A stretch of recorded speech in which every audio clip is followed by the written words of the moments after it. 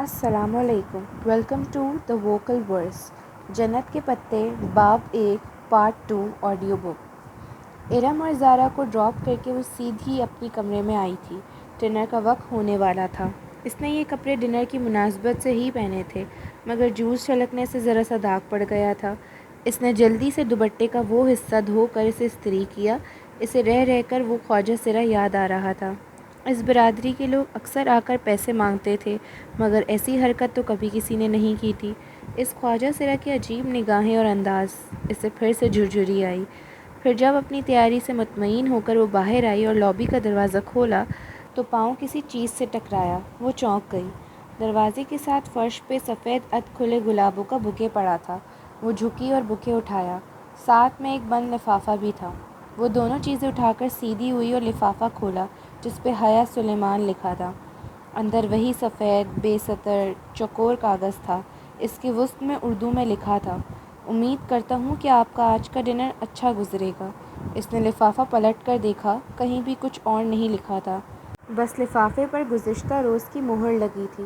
یہ کون تھا اور کیوں اسے پھول بھیج رہا تھا؟ وہ بوکے اور خط کمرے میں رکھ کر سارے معاملے پہ الجھتی باہر آئی۔ تایا فرقان کے گھر خوب چہل پہل لگی تھی۔ لاؤنج میں سب کزنز بیٹھے تھے۔ ایک طرف خواتین کا گروہ خوش گپیوں میں مشغول تھا۔ مرد حضرات یقیناً ڈرائنگ روم میں تھے۔ ان کے خاندان میں کزنز کی بے تکلفی کو بری نظر سے نہیں دیکھا جاتا تھا۔ تایا فرقان چاروں بہن بھائیوں میں سب سے سخت تھے اور ان کی سختی ارم کے اسکارف لینے اور گھر سے باہر لڑکوں سے بات کرنے پہ تھی۔ ارم اور باقی کزنز بھی عموماً اپنے کزنز کے سوا باہر کے کسی لڑکے سے بات نہیں کرتی تھیں۔ حیا اور ارم تو پڑھتی بھی آل وومن یونیورسٹی میں تھیں۔ ہاں، دوسرے چچا اور خود سلیمان صاحب مستقل میں اپنے بچوں کی شادیاں یقیناً مکس گیدرنگ میں رکھیں گے، یہ سب کو معلوم تھا۔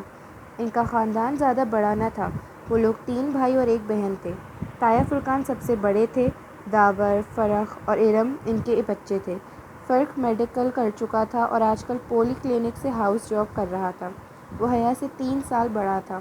سمیع فرخ سے سال بھر چھوٹا تھا اور MBA کے بعد جاب کر رہا تھا۔ ارم حیا سے سال بھر چھوٹی تھی۔ آج کل سب سے بڑے داور کی شادی تیار تھی۔ تایا فرقان کے بعد سلیمان صاحب تھے۔ حیا ان کی اکلوتی بیٹی تھی اور روہیل اکلوتا بیٹا۔ روہیل پڑھائی کے سلسلے میں امریکہ میں ہوتا تھا۔ اب ان کے گھر میں سلیمان صاحب، فاطمہ بیگم اور حیا، بس یہی تینوں تھے۔ پھر زاہد چچا تھے۔ ان کی بڑی 2 جزاؤں بیٹیاں مہوش اور سہرش تھیں۔ پھر بیٹا رضا انجینئر تھا۔ سب سے چھوٹی بیٹی ثنا O لیول کر رہی تھی۔ اس وقت سوائے روہیل کے جو امریکہ میں تھا اور داور بھائی کے جو غالباً ڈرائنگ روم میں تھے، باقی تمام لڑکے لڑکیاں لاؤنج میں موجود تھے۔ لڑکیاں کارپٹ پہ دائرہ بنا کر بیٹھی تھیں۔ ارم کے ہاتھ میں ڈھولک تھی۔ اس کا دوپٹہ سر سے ڈھلک کر کندھے پہ آ گیا تھا۔ اگر ابھی تایا فرقان آ جاتے تو وہ فوراً اس کو سر پہ لے لیتی، اور وہ مہوش، سہرش اور ثنا کے ہمراہ سر ملا رہی تھی، جبکہ رضا، فرخ اور سمیع اوپر کرسیوں پہ بیٹھے مذاکر لڑکیوں کی طرف فقرے اچھال کر رہے تھے۔ Hello every one. وہ سینے پہ ہاتھ باندھے چلتی ہوئی ان کے قریب آ کر رکی تو سب کی نگاہیں اس کی جانب اٹھیں۔ سفید چہرے کے دونوں اطراف میں گرتے سیدھے بال، سیاہ بادل اور بڑی بڑی کاجل سی لبریز آنکھیں۔ وہ تھی ہی اتنی حسین کہ ہر اٹھی نگاہ میں ستائش امڈ آئی۔ حیا، کیسی ہو؟ آؤ چلو ان لڑکوں کو ہراتے ہیں۔ آؤ بیٹھو نا۔ بہت سی آوازیں اس سے ٹکرائیں، مگر اس نے بے نیازی بھری مسکراہٹ سے شانے اچکائے۔ پہلے میں سائمہ تائی کی کچن میں ہیلپ کروا دوں۔ اس نے ارم کی امی کا نام لیا، جن کو اس نے آتے ہوئے اٹھ کر کچن کی طرف جاتے دیکھا تھا۔ سائمہ تائی نے یقیناً اس کو آتے نہیں دیکھا تھا، ورنہ اسے بلوا لیتی۔ ارم سے زیادہ سمجھدار تو بقول ان کے حیا تھی۔ سائمہ تائی کے پیچھے زاہد چچا کی بیگم عابدہ چچی بھی چلی گئی تھیں۔ اب صوفے پہ حیا کی امی فاطمہ بیگم تنہا بیٹھی تھیں۔ اماں، میں ذرا سائمہ تائی کے ساتھ ہیلپ کروا دوں؟ ان کو اپنی طرف دیکھتا پا کر اس نے اپنی بات دہرائی تو انہوں نے مسکرا کر سر ہلایا۔ وہ مطمئن سی آگے بڑھ گئی۔ راہداری پار کر کے کچن کے دروازے کی سمت بڑھی ہی تھی کہ سائمہ تائی کی تیز آواز سماعت سے ٹکرائی: جیسے میں جانتی ہی نہیں ہوں کہ سارے رنگ ڈھنگ کس لیے ہوتے، ایک میرے ہی بیٹے ملے ہیں اس کو پاگل بنانے کے لیے۔ وہ بے اختیار 2 قدم پیچھے دیوار سے جا لگی۔ یہ سائمہ تائی کس کی بات کر رہی تھی؟ تبھی میں کہوں بھابھی کہ رضا کیوں ہر وقت حیا حیا کرتا ہے؟ وہ عابدہ چچی تھی۔ اپنے نام پہ وہ چونک سی گئی۔ وہ کہہ رہی تھی: پچھلی دفعہ جب ہم سلیمان بھائی کے گھر کھانے پہ آئے تھے تو کیسے نک سک سے تیار پھر رہی تھی، تب سے رضا میرے پیچھے پڑا ہے کہ حیا کا رشتہ مانگے۔ اس لڑکی کو لڑکوں کو متوجہ کرنے کا فن آتا ہے عابدہ۔ کتنی مشکل سے داور کے دل سے اس کا خیال نکالا تھا میں نے اور فرقان نے، وہ تو اڑ ہی گیا تھا کہ شادی کرے گا تو صرف حیا سے، مگر جب فرقان نے سختی کی کہ بھلا ایسی بے پردہ اور آزاد خیال لڑکی کو اپنی بہو بنا کر ہم نے اپنی آخرت بگاڑنی ہے کیا، تب کہیں جا کر وہ مانا۔ مگر اب فرق کیا کروں اس لڑکے کا، یہ ابھی بھی اس طرح کیل کاٹوں سے لیس ہو کر آ جائے گی اور فرق پھر اس کے جانے کے بعد ضد پکڑ لے گا۔ اب میری ارم بھی تو ہے، مجال ہے کہ سر پہ دوپٹہ لیے بغیر گھر سے نکلے، سائمہ تائی فخر سے کہہ رہی تھی، اور وہ دھواں دھواں ہوتے چہرے کے ساتھ بمشکل دیوار کا سہارا لیے کھڑی تھی۔ اسے لگا اگر اس نے مزید کچھ سنا تو اس کے اعصاب جواب دے جائیں گے۔ بدقت اپنے وجود کو سنبھالتے وہ واپس پلٹ آئی۔ کسی بات پہ ہنستے ہوئے فرق کی نگاہ اس پہ پڑی جو راہداری سے چلتی آ رہی تھی تو اس کی ہنسی تھم گئی۔ وہ بے اختیار مسکرا دیا۔ قبول صورت سا فرق جس کی رنگت ٹف روٹین کے باعث مزید سنبھلا گئی تھی، مگر مسئلہ اس کی واجبی شخصیت یا حیا کی بے پردگی کا نہ تھا۔ اصل بات تو وہ سب جانتے تھے، پھر بھلا اس کے بارے میں رضا یا فرق نے سوچا بھی کیسے؟ وہ ایک اسپاٹ نگاہ فرق پہ ڈال کر چپ چاپ فاطمہ بیگم کے ساتھ صوفے پہ آ بیٹھی۔ تمہیں کیا ہوا؟ انہوں نے غور سے اس کے چہرے کو دیکھ کر پوچھا۔ کچھ نہیں اماں، وہ بدک خود کو نارمل کر پائی۔ فاطمہ مطمئن ہو گئی اور وہ سائمہ طاہری کے بارے میں سوچنے لگی، جن کا حیا میری جان کہتے منہ نہ تھکتا تھا، اور طاہر فرقان کے لیے تو وہی بڑی بیٹی تھی، لیکن اندر سے ان لوگوں کے ایسے خیالات ہوں گے وہ گمان بھی نہیں کر سکتی تھی۔ اور وہ پھول، وہ بھی رضا یا فرق میں سے ہی کسی نے بھیجے ہوں گے۔ مگر کل رات جب پہلی دفعہ پھول آئے تھے تب تو فرق نائٹ ڈیوٹی پہ تھا اور رضا تھا تو اسلام آباد میں ہی، مگر ان دونوں میں سے کسی کو اس کے سبانجی کے سلیکشن کے بارے میں کیسے علم ہوا؟ شاید جب وہ زارا کو فون پہ بتا رہی تھی تب کھڑکی کے باہر کچھ کھڑکا تھا۔ وہ جو کوئی بھی تھا یقیناً اس کی کھڑکی کے باہر سے ساری بات سن لی ہوگی اور سن کر ہی وہ خط لکھ کر پھولوں کے ساتھ ادھر رکھا ہوگا۔ مگر اس پہ تو کوریئر کی ایک روز قبل کی مہر تھی، شاید اس نے کوئی جعلی مہر استعمال کی ہو۔ مگر اتنے جھمیلوں میں فرق اور رضا جیسے جاب والے مصروف بندے کیوں پڑیں گے بھلا؟ اس کا دل کہتا تھا یہ نہ فرق ہے نہ رضا بلکہ کوئی اور ہے۔ خیر، جہنم میں جائے وہ جو بھی ہے، ان دونوں کا دماغ تو ابھی ٹھیک کرتی ہوں۔ وہ تیزی سے اٹھ کر لڑکے لڑکیوں کے گروپ کے پاس چلی آئی۔ ارم، سامنے کھڑے کھڑے اس نے مخصوص بے نیازی سے سینے پہ ہاتھ باندھے ارم کو پکارا تو سب رک کر اسے دیکھنے لگے۔ کیا تم لوگوں نے سبین پھپھو کو شادی کا کارڈ بھیجا تھا ترکی؟ کنکھیوں سے اس نے فرق اور رضا کے چہرے کو دیکھا تھا۔ وہ دونوں چونکے تھے اور دونوں کو ہی اس کی بات پسند نہیں آئی تھی جیسے۔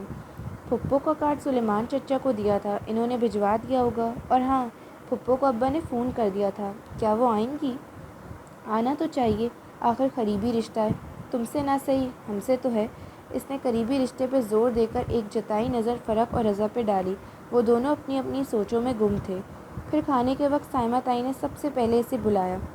حیا میری جان، یہ رم کسی کام کی نہیں ہے، تم سمجھدار ہو، ٹیبل پہ تم نے خیال رکھنا ہے کہ جیسے ہی کوئی ڈش آتی ہو فوراً ظفر کک کو اشارہ کرنا، ٹھیک؟ شور تائی، میں خیال کروں گی۔ وہ بدک مسکراتی ہوئی سرو کرنے لگی۔ چند منٹ بعد سب ڈائننگ ہال میں کھڑے اپنی اپنی پلیٹوں میں کھانا نکال رہے تھے۔ ڈائننگ ٹیبل کے اطراف سے کرسیاں ہٹا کر ایک دیوار کے ساتھ لگا دی گئی تھیں تاکہ سب اپنی مرضی سے کھانا نکال کر ادھر ادھر ٹہلتے ہوئے کھاتے رہیں۔ تایا جان آپ نے سلاد نہیں لیا؟ وہ رشین سلاد سے بھرا شیشے کا بڑا پیالہ اٹھائے تایا فرقان اور سلیمان صاحب کے پاس آئی جو اپنے دھیان میں مہوئے گفتگو تھے۔ اس کے پکارے پر چونکے۔ تھینک یو بیٹا، تایا فرقان مسکرا کر چمچے سے سلاد اپنی پلیٹ میں نکالنے لگے۔ تھینک یو بیٹا، تایا فرقان مسکرا کر چمچے سے سلاد اپنی پلیٹ میں نکالنے لگے۔ وہ شلوار کرتے میں ملبوس تھے، کندھوں پہ شال تھی اور باروب چہرے پہ مونچھیں۔ سلیمان صاحب ان کے برعکس کلین شیو ڈنر سوٹ میں ملبوس خاصے اسمارٹ اور ہینڈسم لگ رہے تھے۔ دونوں کی سوچ بھی اپنے حلیوں کے مانند تھی۔ ابا آپ بھی لینا۔ سلیمان، تم نے سبین کو کارڈ پوسٹ کر دیا تھا؟ تایا کو اچانک شاید اس کی شکل دیکھ کر یاد آیا۔ سلیمان صاحب کا چمچہ میں سلاد بھرتا ہاتھ ذرا سست ہوا اور چہرے پہ کڑواہٹ پھیل گئی۔ بہت آہستہ آہستہ سے انہوں نے سلاد سے بھرا چمچہ اپنی پلیٹ میں پلٹا کر دیا تھا۔ ان کے لہجے میں عجب کاٹ تھی جو حیا کے لیے نئی تھی۔ ابا، سبین پھپھو شادی پہ آئیں گی؟ وہ پوچھے بنا رہ نہ سکی۔ کل مہندی ہے، آنا ہوتا تو اب تک آ گئی ہوتی۔ 30 سالوں میں جو عورت صرف چند دفعہ ملنے آئی ہو وہ اب بھی نہ آئے تو بہتر ہے۔ حیا تو کیا، فرقان تایا بھی دنگ رہ گئے۔ سلیمان، کیا ہوا ہے؟ تھینک یو بیٹا۔ جواب دینے کی بجائے سلیمان صاحب نے اسے مخاطب کیا تو وہ اب تم جاؤ کا اشارہ سمجھ کر سر جھکائے وہاں سے چلی آئی۔ بہت آہستہ سے سلاد کا پیالہ میز پہ رکھا اور اپنی آدھی بھری پلیٹ اٹھائی، مگر اب کچھ بھی کھانے کو جی نہیں چاہ رہا تھا۔ یہ ابا کو کیا ہو گیا تھا؟ وہ پھپھو کے بارے میں ایسے گفتگو کیوں کر رہے تھے؟ پھر وہ رہ نہیں سکی، اپنی پلیٹ لیے ستون کے پیچھے آ کھڑی ہوئی جس کی دوسری جانب تایا اور ابا کھڑے تھے۔ بظاہر اپنی پلیٹ پہ سر جھکائے اس کے کان انہی کی طرف لگے تھے۔ حیا کے لیے امیر لغاری نے اپنے بیٹے کا پروپوزل دیا ہے۔ سلیمان صاحب اپنے دوست اور اپنی کمپنی کے شیئر ہولڈر کا نام لے کر کہہ رہے تھے اور اس کے ہاتھ میں پکڑی پلیٹ لرز گئی، دل سہم اٹھا۔ یہ کیا کہہ رہے ہو؟ تایا فرقان ششدر رہ گئے۔ بھائی، اس میں حیرت کی کیا بات ہے؟ ولید اچھا لڑکا ہے، کل مہندی پہ آئے گا تو آپ کو ملواؤں گا۔ سوچ رہا ہوں حیا سے پوچھ کر ہاں کر دوں، مگر سلیمان، یہ کیسے ہو سکتا ہے؟ کیوں نہیں ہو سکتا بھائی؟ تم حیا کی شادی یوں کیسے کر سکتے ہو؟ باپ ہوں اس کا، کر سکتا ہوں۔ فاطمہ بھی راضی ہے اور مجھے یقین ہے کہ حیا کو بھی کوئی اعتراض نہیں ہوگا۔ اور جہان کا کیا ہوگا؟ کون جہان؟ سلیمان صاحب یکسر انجان بن گئے۔ تمہارا بھانجا، سبین کا بیٹا جہان، جس سے تم نے حیا کا نکاح کیا تھا، تم کیسے بھول سکتے ہو؟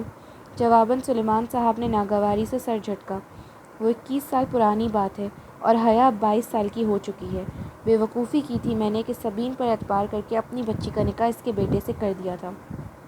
کیا ان 21 برسوں میں کبھی سبین نے مڑ کر پوچھا کہ اس کا نکاح کا کیا بنا یا کیا بنے گا؟ زیادہ سے زیادہ وہ 6 ماہ میں ایک فون کر لیتی ہے اور 3 منٹ بات کر کے رکھ دیتی ہے۔ آپ کو واقعی لگتا ہے کہ وہ لوگ اس رشتے کو قائم رکھنا چاہتے ہیں؟ مگر سبین تو سکندر کی وجہ سے، تم جانتے ہو وہ الٹے دماغ کا شخص، میں کیسے مان لوں کہ صرف اپنے مغرور اور بددماغ شوہر کی وجہ سے وہ اپنے بیٹے کا نکاح بھول سکتی ہے؟ اتنے برس بیت گئے، اس نے پھر کبھی رشتے یا شادی کی بات منہ سے نہیں نکالی۔ میں اس سے کیا امید رکھوں؟ مگر جہان تو اچھا لڑکا ہے، تم اس سے ملے تو تھے پچھلے سال جب تم استنبول گئے تھے۔ جہان سکندر اچھا لڑکا ہے، مائی فٹ، انہوں نے تلخی سے سر جھٹکا۔ اس کے تو مزاج ہی نہیں ملتے۔ وہ ترکی میں پیدا ہوا ہے، اس نے کبھی پاکستان کی شکل نہیں دیکھی، نہ اسے اردو آتی ہے نہ پنجابی۔ کبھی ان تمام برسوں میں اس نے اپنے کسی ماموں کا حال پوچھا؟ کبھی فون کیا؟ میں یہ سب بھول جاتا، مگر جب میں پچھلے سال استنبول گیا تو کیا آپ یقین کریں گے بھائی کہ میں 18 روز وہاں رہا۔ میں روز سبین کے گھر جاتا تھا۔ سکندر تو ملا ہی نہیں، اور جہان آخری روز مجھ سے ملا اور وہ بھی 15 منٹ کے لیے بس۔ وہ بھی جب اس کی ماں نے میرا نام بتایا تو کافی دیر بعد اسے یاد آیا کہ میں اس کا کوئی دور پاکا ماموں ہوتا ہوں۔ پھر جانتے ہیں وہ مجھ سے کیا پوچھنے لگا؟ کیا پاکستان میں روز بم دھماکے ہوتے ہیں اور کیا وہاں انٹرنیٹ کی سہولت موجود ہے؟ پھر اس کا فون آیا اور وہ اٹھ کر چلا گیا۔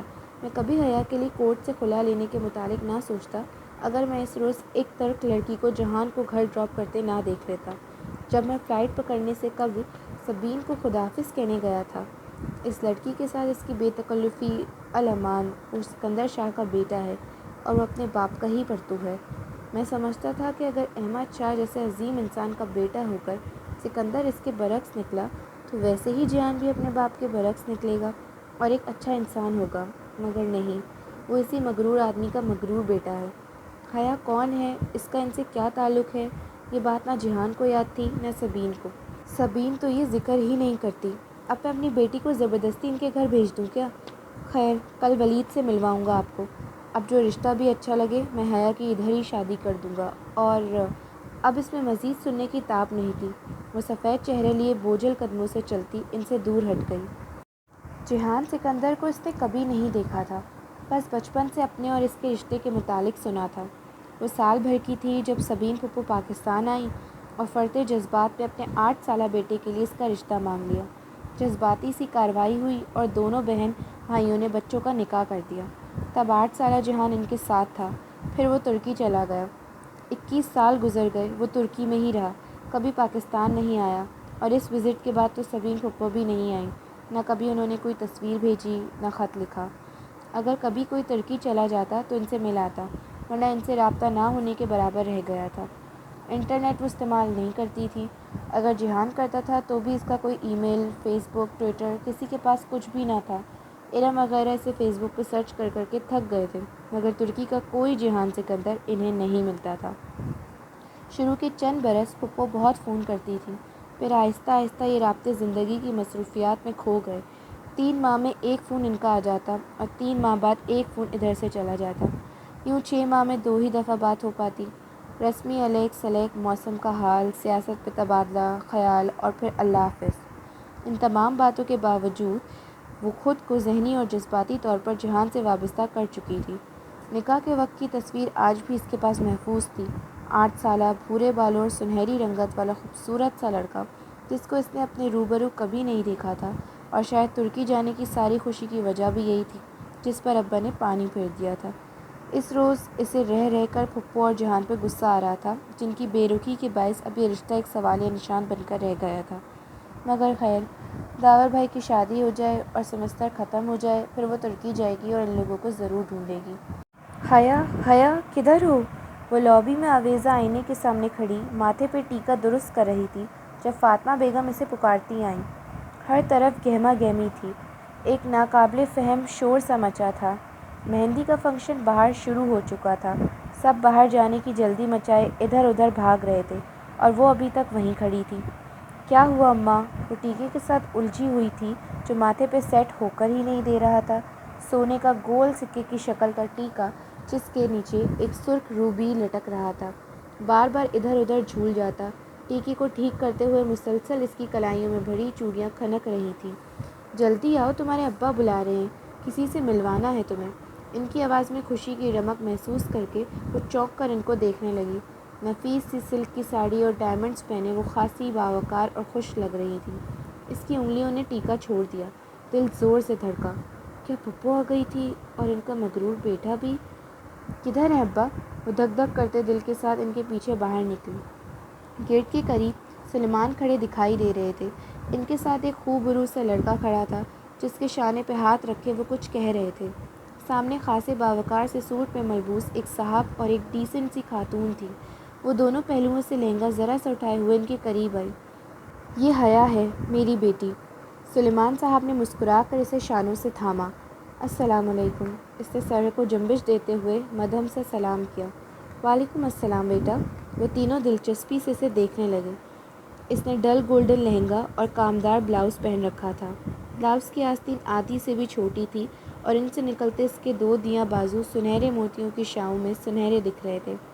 بھاری کامدار دوپٹہ اس نے گردن میں ڈال رکھا تھا۔ بال ہمیشہ کی طرح سیدھے کر کے کمر پہ گرا رکھے تھے۔ ٹیکے کے ساتھ کے سنہرے جھمکے کانوں سے لٹک رہے تھے اور ملائی سے بنا چہرہ ہلکے سے سنگار سے مزید دلکش لگ رہا تھا۔ اس نے کاجل سے لبریز پلکیں اٹھائیں۔ وہ تینوں ستائشی نگاہوں سے اسے دیکھ رہے تھے۔ اور حیا، یہ میرے دوست ہیں، امیر لغاری۔ یہ میناز بھابھی ہیں اور یہ ان کے صاحبزادے ہیں، ولید۔ اس کے دل پہ ایک بوجھ سا آ گرا، آنکھوں میں بے اختیار نمکین پانی بھر آیا جسے اس نے اندر اتار لیا۔ Nice to meet you. وہ مہمان آنے لگے ہیں، میں پھول کی پتیاں ادھر رکھ آئی تھی، سب مجھے ڈھونڈ رہے ہوں گے، تو میں ہاں ہاں تم جاؤ، انجوائے کرو۔ سلیمان صاحب نے آہستگی سے اس کے شانوں سے ہاتھ اٹھایا۔ وہ معذرت خواہ نہ مسکراتی گیٹ کی جانب بڑھ گئی۔ باہر آ کر اس نے بے اختیار آنکھوں کے بھیگے گوشے صاف کیے اور ایک نظر پلٹ کر ان کو دیکھا، پھر سر جھٹک کر آگے بڑھ گئی۔ ان کے گھر کے ساتھ خالی پلاٹ میں شامیانے لگا کر مہندی کا فنکشن ارینج کیا گیا تھا۔ مہندیاں دونوں گھرانوں کی الگ الگ تھیں۔ گیندے کے پھولوں اور موتیوں کی لڑیوں سے ہر کونا سجا تھا۔ روشنیوں کی ایک بہار سی اتری ہوئی تھی۔ تقریب سیگریگیٹڈ تھی، مرد الگ، عورتیں الگ۔ ہاں، عورتوں والی طرف خاندان کے مردوں کا آنا جانا لگا تھا۔ میوزک سسٹم کے ساتھ ڈی جے بیٹھا تھا اور مووی میکر کیمرہ لیے پھر رہا تھا۔ ارم بھی سلور کامدار لہنگے میں ادھر ادھر گھوم رہی تھی۔ وہاں ڈی جے، مووی والے اور ریفریشمنٹ سرو کرتے ویٹرز باہر کے مرد تھے، مگر آج تو شادی کا ایک فنکشن تھا، پھر سر ڈھکنے کی پابندی کیسے ہوتی؟ شادیوں پہ تو خیر ہوتی ہے نا۔ حیا، ڈانس شروع کریں؟ ارم اپنا لہنگا سنبھالتی اس کے پاس آئی۔ داور بھائی پہ سارے ارمان نکال کر تمام رسمیں کر کے ان کو مردانے میں بھیج دیا تھا۔ ہاں ٹھیک ہے، تم گانا لگواؤ۔ اور یہ کون ہے؟ وہ مصروف سے انداز میں ارم سے بولتی لہکتا بھر چوکی۔ سامنے والی کرسیوں کی قطار کے ساتھ ایک لڑکی کھڑی ایک کرسی پہ بیٹھی خاتون سے جھک کر مل رہی تھی۔ اس نے سیاہ عبایا اور اوپر سٹول لے رکھی تھی۔ وہ عورتوں کا فنکشن تھا، پھر بھی عجیب بات تھی کہ اس لڑکی نے انگلیوں سے نقاب تھام رکھا تھا۔ اس کی آنکھیں اور ماتھے کا کچھ حصہ نقاب سے جھلک رہا تھا۔ اس کی آنکھیں بہت خوبصورت تھیں۔ وہ جیسے مسکراتے ہوئے ان خاتون سے کچھ کہہ رہی تھی۔ کون؟ ارم نے پلٹ کر دیکھا، پھر گہری سانس لے کر واپس مڑی۔ یہ ایلین ہیں۔ کون؟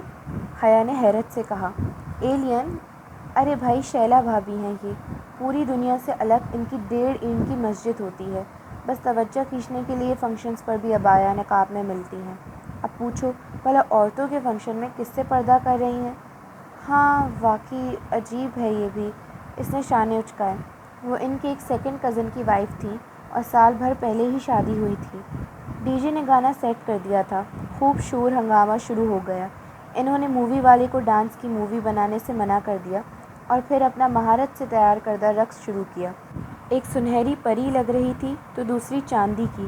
جب پاؤں دب گئے اور خوب تالیاں بجیں تو وہ ہنستی ہوئی واپس کرسیوں کی طرف آئیں۔ السلام علیکم شہلا بھابھی۔ وہ لڑکی بھی اسی میز پہ موجود تھی۔ مہوش، سہرش اور ثنا بھی اپنی امی کے ساتھ وہیں تھی۔ ارم نے فوراً سلام کیا، حیا نے بھی پیروی کی۔ وعلیکم السلام، کیسی ہو تم دونوں؟ وہ مسکرا کر خوش دلی سے ملی۔ ایک ہاتھ کی 2 انگلیوں سے اس نے ابھی تک سیاہ نقاب تھام رکھا تھا۔ بالکل ٹھیک۔ شہلا بھابھی نقاب اتار دیں، ادھر کون ہے؟ شہلا نے جواباً مسکرا کر اس بات میں سر ہلایا مگر نقاب اسی طرح پکڑے رکھا۔ ماشاء اللہ تم دونوں بہت پیاری لگ رہی ہو۔ وہ بات کرتے کرتے ذرا سی ترچھی ہو گئی۔ حیا نے حیرت سے دیکھا، شاید اس طرح مووی والا فلم بنا رہا تھا اسی لیے۔ عجیب عورت ہے، اتنی بھی کیا بے اعتباری، ہماری فیملی مووی ہے، ہم کون سا باہر کسی کو دکھائیں گے؟ حیا بڑبڑائی۔ پھر وہ جلد ہی معذرت کر کے وہاں سے چلی آئی۔ اس میز پہ عابدہ چچی بھی تو بیٹھی تھی اور کل ان کی باتیں سن لینے کے بعد اتنی منافقت اس میں نہیں تھی کہ وہ عابدہ چچی اور سائمہ تائی سے ہنس ہنس کر باتیں کر سکتی۔ اماں جانے کدھر تھی؟ کس سے پوچھے کہ صبیر پھپھو آئی ہیں یا نہیں اور آئیں گی یا نہیں؟ کافی دیر شش و پنج میں مبتلا رہی، پھر گھر چلی آئی اور لاؤنج میں ٹیلی فون سٹینڈ کے ساتھ رکھی ڈائری اٹھائی۔ رقص کے باعث پاؤں درد کرنے لگے تھے۔ وہ صوفے پہ دھم سے گری، ایک ہاتھ سے گولڈن ہائی ہیلز کے سٹریپس کھول کر انہیں اتارا اور ننگے پاؤں ٹھنڈے ماربل کے فرش پہ رکھ دیے۔ ساتھ ہی وہ ڈائری کے صفحات پلٹتی صبین پھپھو کا نمبر تلاش کر رہی تھی۔ اس نے کبھی ان کو یوں فون نہیں کیا تھا، مگر آج وہ دل کے ہاتھوں ہار گئی تھی۔ ترکی کا وہ نمبر مل ہی گیا۔ اس نے ریسیور اٹھایا اور نمبر ڈائل کیا۔ گھنٹی جانے لگی تھی، اس کے دل کی دھڑکن تیز ہو گئی۔ 5ویں گھنٹی پہ فون اٹھا لیا گیا۔ ہیلو، بھاری مردانہ آواز اس کی سماعت سے ٹکرائی۔ السلام علیکم۔ اس نے خشک لبوں پہ زبان پھیری۔ جواباً وہ کسی انجان زبان میں کچھ بولا۔ میں پاکستان سے بات کر رہی ہوں، وہ گڑبڑا کر انگریزی میں بتانے لگی۔ پاکستان سے کون؟ اب کہ وہ انگریزی میں پوچھ رہا تھا، اس کی آنکھوں میں پانی بھرنے لگا۔ میں سبین سکندر کی بھتیجی ہوں، پلیز ان کو فون دے دیں۔ وہ جواہر تک گئی ہیں، کوئی میسج ہے تو بتا دیں، وہ مصروف سے انداز میں کہہ رہا تھا۔ اب یہ جواہر کیا تھا اسے کچھ اندازہ نہ تھا۔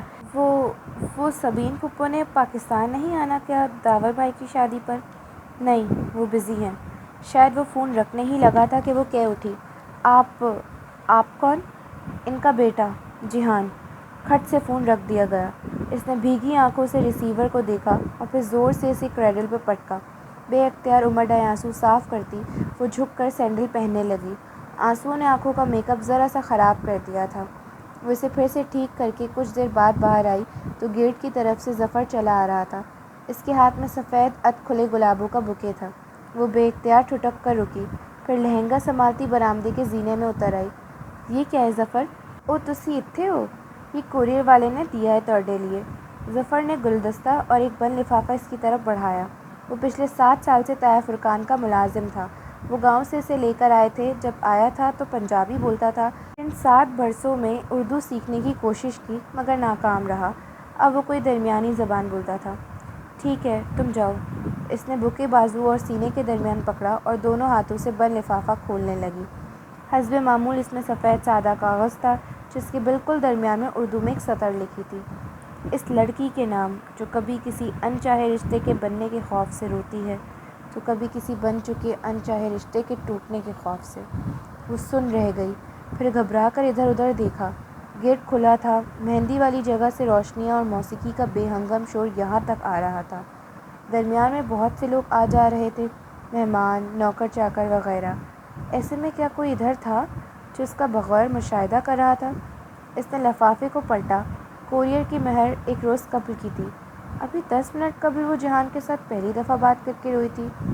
بن چکا انچاہا رشتہ، اور گھنٹہ بھر پہلے ولید اور اس کے والدین سے ملی تھی۔